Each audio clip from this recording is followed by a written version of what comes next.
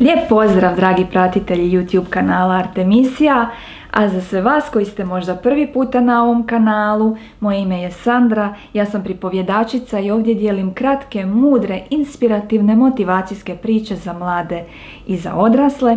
Ako još niste dio zajednice koja voli priče, pridružite nam se, gumb za pretplatu nalazi se ispod svakog videa. Jedan klik vama, meni podrška, a vama uvijek nove, svježe priče koje s ljubavlju pripremam za vas. I danas želim s vama podijeliti jednu staru priču, a o čemu se točno radi saznaćete uskoro. Opustite se, možete uzeti šalicu čaja ili kave, otvorite svoje srce i poslušajte. Jednom davno u nekom dalekom kraljevstvu živio jedan kralj koji je samo želio biti moćan. Iako je imao moć, zapravo to mu nije bilo dovoljno. On je želio da mu se svi dive. Kralj nije imao čarobna zrcala koja bi mogao upitati svaki dan tko je najmoćniji kralj na svijetu, tko je najjači kralj na svijetu. Ali je imao sluge i dvorjane i tu i tamo bi ih upitao o svojoj moći. A dvorjani su mu odgovarali ovako: Vaša visosti, vi ste zaista moćni i sve je to u redu, ali znate, postoji mudrac. Mudrac je i moćan, ali tako je jedan poseban čovjek. On može proreći budućnost, a osim toga toliko je nekako blizak nama ljudima, blizak čovjeku. Kralj nije ovo želio čuti, jer on je htio da mu se dive, on je htio biti omiljen, on je htio da ga svi vole.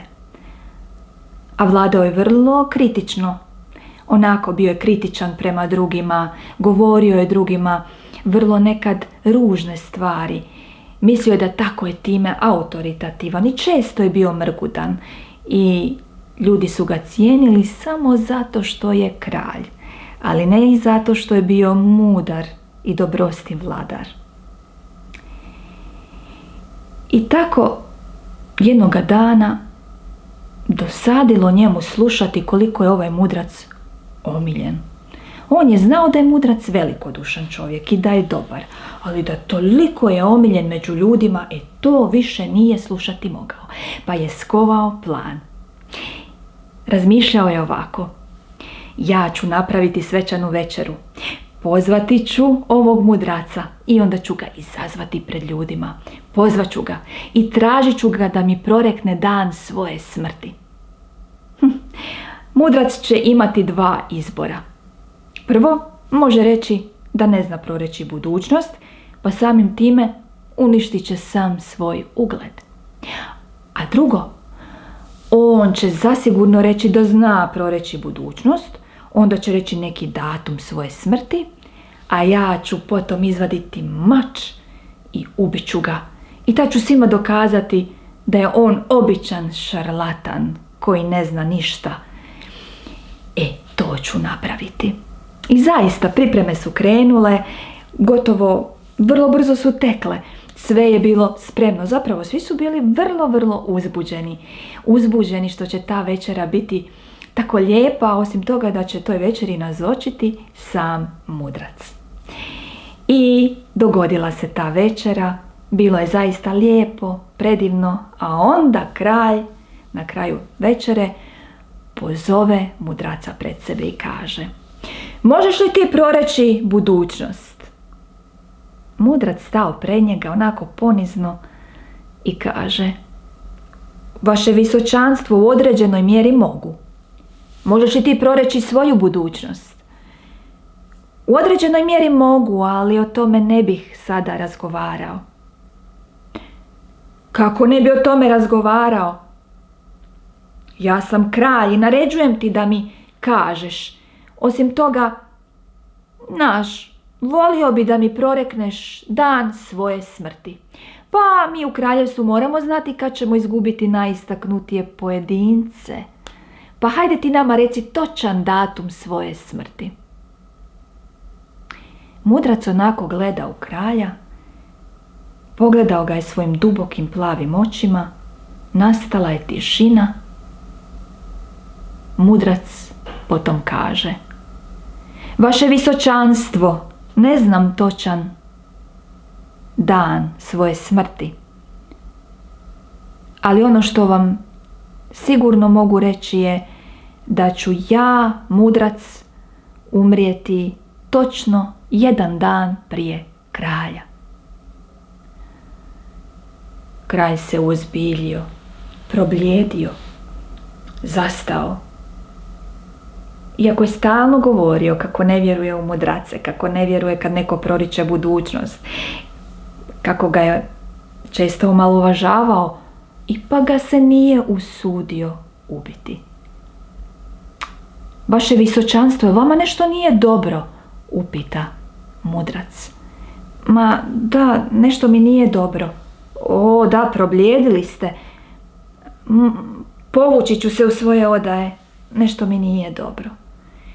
Dok je teškim koracima hodao prema svojim odajama,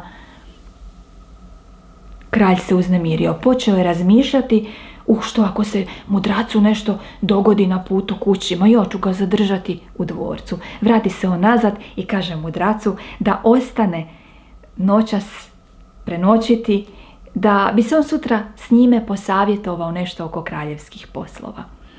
I zaista, jedva dočekao, kaže: Hvala vam, vaše visočanstvo, bit će mi drago dati vam savjet, ostat ću. I tako ostao mudrac u dvorcu prenoćiti. Večera završila, svi se povukli u svoje odaje, a naš kralj počeo se prevrtati u krevetu. Nije mogao zaspati, stalno je razmišljao: što ako se mudracu nešto dogodi? Na primjer, što ako mu je prisjela neka hrana? I što ako, ne znam, ako mu srce otkaže? Što ako je jednostavno došao njegov čas? Jao, sutra ujutro odmah ću pokucati na njegova vrata.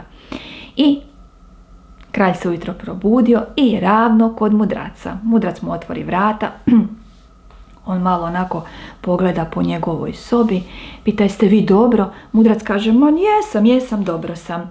I kralj izmisli neki problem i upita njega za savjet i tako su počeli razgovarati. Ali kralj toliko je bio zabrinut, stalno je razmišljao kako će brinuti o mudracu da mu se nešto ne dogodi. Onda ga zamoli: A što ne biste ostali još 1 noć? Tako je lijepo s vama razgovarati, htio bi se još posavjetovati. I mudrac pristane i ostane. I tako svakoga dana kralj je odlazio do mudraca. Razgovarali su svaki dan i kralj se brinuo da mudracu ništa ne nedostaje. Ali malo po malo kroz razgovor kralj je uvidio da je mudrac zaista poseban, da je tako mudar, kako je jest i bio mudrac, da je tako nekako pun znanja i da mu zaista neki njegovi odgovori pomažu donositi važne kraljevske odluke. I malo po malo družio se s njim iz dana u dan i počeo je mijenjati svoje ponašanje. Jer kako to biva, blizina onoga koji zna često i onog koji ne zna pretvara u znalca. I kralj počeo vladati drugačije. Počeo je vladati s nekom mirnoćom, s nekim posebnim osjećajem. Kad bi mu netko došao i nešto ga pitao, on bi ga dobro saslušao i postao je tako nekako dobrostiv, topal. I svi su to primijetili i svima je to godilo. I odjednom kralj počeo uživati divljenje, ljubav svojih dvorjana i uživao je u tome. Prošle 4 godine od onog događaja i kralja je počela peći savjest. Smatrao je ako je zaista sada istinski prijatelj sa mudracem, a zaista jest, da bih mu trebao priznati što je htio učiniti. Sljedećeg jutra odluči točno to. Priznat će mu što je htio učiniti. Jedva čekao da svane, a kad je svanulo, brzo je pokucao na mudračeva vrata. Mudrac mu otvori, a on kaže: prijatelju, sada ću ti nešto priznati, a ti ako me hoćeš, mrzi me ili mi oprosti. Reci, kaže mudrac. Znaš, prije 4 godine ja sam htio tebe izazvati zapravo. Ja nisam htio čuti koji je točan datum tvoje smrti. Ja sam tebe htio ubiti. Jer si me toliko živcirao, toliko mi išlo na živce. Mrzio sam te jer su te svi tako voljeli i obožavali. Eto, to sam htio učiniti. Možeš me potpuno zaista mrziti. Nisam zaslužio tvoje poštovanje, ni tvoju pažnju, ni ove razgovore. Nisam zaslužio tvoje prijateljstvo. Mudrac se nasmiješi i kaže: prijatelju, dugo ti je trebalo da priznaš. Pa, znaš, ja sam ti tog dana znao koja je tvoja namjera. Znaš kako sam proniknuo u tvoju namjeru? Kada si me pitao da proreknem dan svoje smrti, ti si tako rukom prešao preko drške onog svog mača da sam odmah proniknuo. Zapravo nisam trebao biti ni nešto posebno mudar, to bi uvidio svaki tko imalo zna čitati ljude. I onda sam se eto tako brzo dosjetio odgovora koji mi je spasio život. Ali zapravo ja sam tebe htio poučiti jednu važnu lekciju. Vidiš, mi ponekad idemo tako kroz život, odbacujući ljude, odbacujući nečije osobine, jer nemamo možda i neki poseban razlog, ali možda zapravo samo želimo ono što oni imaju. Ne razmišljajući da ono što oni imaju nije došlo tek tako. Trebalo je to zaraditi. Trebalo je to zaslužiti. Znaš, htio sam te tome poučiti. I dragi moj prijatelju, ne brini, nećeš ti umrijeti dan poslije mene. Dakle, ti ćeš umrijeti na dan svoje smrti i ni minute prije. Znaš, ti i ja povezani smo životom, a ne smrću. I ja sam zahvalan što smo evo ovako se sprijateljili. Kralj je zaista uživao u ovim mudrim riječima i bio je istinski sretan. Sretan što je stekao ovakvog prijatelja. Tako se užasavao pomisli kako je ovo sve moglo poći potpuno drugačije. Da je onoga dana ubio mudraca, izgubio bi ovakvog prijatelja. Zapravo ne bi ni znao što je izgubio i zapravo bi ostao vrlo siromašan.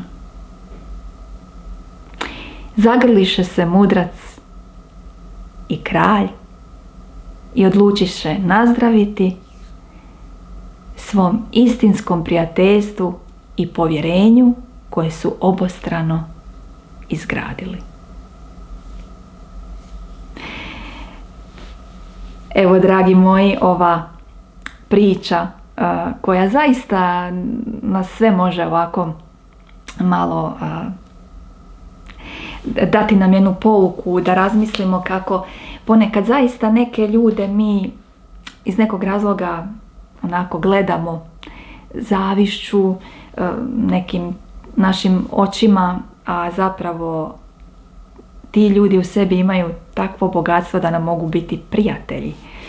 I evo, ova priča je iz knjige, u knjizi se nalazi Priče za razmišljanje Jorge Bucaya, i pozivam vas da pročitate tu knjigu i da zapravo vidite nastavak priče. Ovdje priči zapravo nije kraj, ali ja ću tu završiti. Vrlo je ovako duboka priča na mnogim razinama, pa evo pozivam vas da pročitate ovu knjigu ako još niste. I evo, da odemo nakon ove priče sa tom mudrošću, da ne odbacujemo tek tako tuđe osobine i neke kvalitete koje ljudi imaju, a mi bismo zapravo od njihovih kvaliteta i njihovih tih postignuća i dobrih strana mogli puno naučiti, samo da im evo otvorimo srce i damo ljudima priliku da evo od njih učimo. Jer evo, netko zaista nas može iritirati zbog nekog razloga, a ne znamo ni sami. Mi zapravo tu osobu ne moramo ni poznavati, ali što me nervira. Ali što nas to zapravo nervira kod neke osobe? Što nam to smeta? Je li to nešto što ona ima, a mi bismo željeli imati? Malo se uvijek trebamo dublje zapitati. I na kraju prihvaćanje drugih. Svi mi imamo teško nam je nekad prihvatiti druge ljude, koliko god kao ja volim sve ljude, prihvaćam ih i tako dalje, ali to je lako reći. Ali to zaista biti ljubav, biti razumijevanje nije baš lako i to se treba graditi, sebe propitivati, učiti, mijenjati se, rasti da bismo došli do tog prihvaćanja i ljubavi. Eto, dragi moji, hvala vam što ste ovdje i vidimo se do sljedećeg videa. Pozdravlja vas vaša bajko pričalica Sandra. Bok!